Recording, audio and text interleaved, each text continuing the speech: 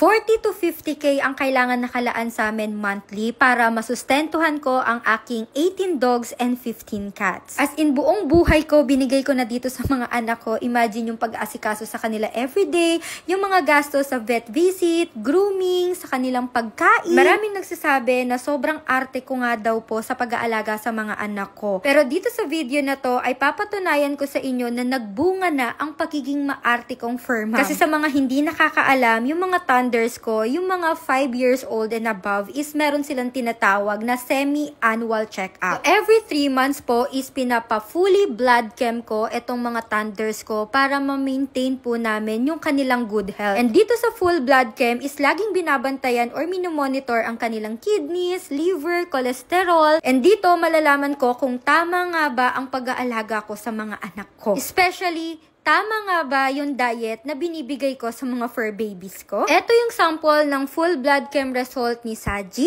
Ito naman po yung kay Namnam.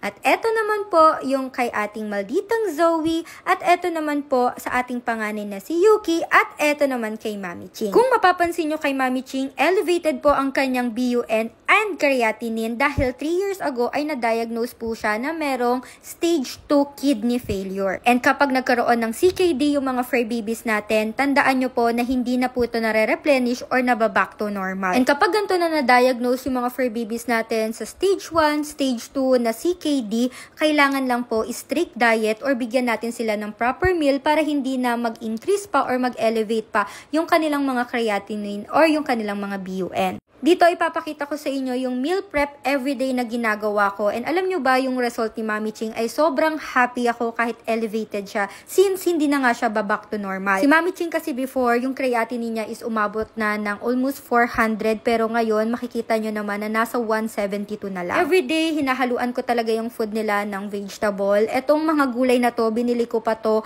sa Baguio nung nag-Mount Pulag ako. So meron tayo ditong broccoli and medyo mahal kasi yung broccoli dito sa Cavite guys, kaya sobrang nag-hoard talaga ako ng mga broccoli sa Baguio. So, sobrang hilig at sanay na nga silang kumain. Tignan nyo naman si Saji, kumakain na ng hilaw, Diyos ko. Ako, nakasanayan ko talaga, food processor ko yung mga gulay nila, especially yung mga carrots, para maiwasan po yung choke at mas matunawan sila ng mas mabilis. Dito, nagpakulo lang ako ng atay ng manok at saka ng chicken breast. And yung chicken broth guys, hindi ko sinasayang yan kasi dun ko talaga pinapakuluan yung mga gulay. And everyday pala, maximum of 2 veggies lang po ang pinagmimix ko kasi pag sobrang dami na ay baka magloko na po yung kanilang tiyan. So yung pinakuluan kong chicken breast ay food processor ko din pala. Ito naman is para sa mga cats ko. Sa cats ko, halo-halo talaga yung food nila. Nilalagyan ko lang sila ng VCO everyday at 7-in-1. So yan po yung pinaka-primary na supplements ng mga fur babies ko.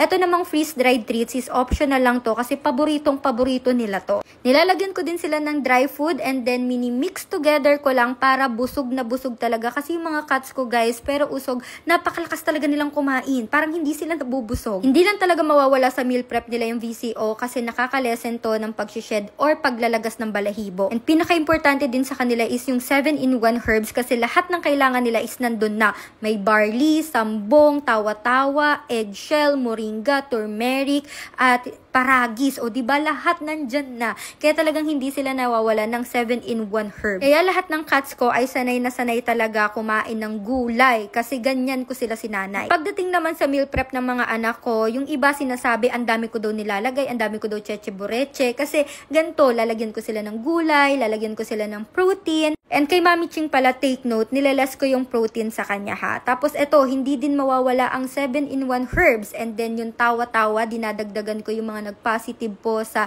blood parasite para ma-maintain ko yung kanilang platelets. And yung kanilang multivitamins na LC-Vit, hinahalo ko sa food nila. And itong paubos na VCO. Yung VCO guys, for extra shiny coat, pampatibay naman ng buto at ngipin is itong bones and teeth na supplement. Belly treats para maiwasan ang pagdidila ng kanilang mga paws, kamot ng kamot kahit wala namang garapata, and para malesen yung kanilang mabahong tubol. Diba? Sabi ko naman sa inyo, once a day lang talaga kumakain yung mga anak ko, pero full pack, ganyan ko i-prepare yung kanilang food. And yes, finally, dahil nag-paid off na po yung pag-meal prep ko sa kanila everyday. Kasi as you can see sa result, guys, nagustuhan na nila yung food, maganda pa yung result ng kanilang full blood chem. Kaya kung gusto nyo din ng healthy diet, check nyo na yung comment section. Bye-bye!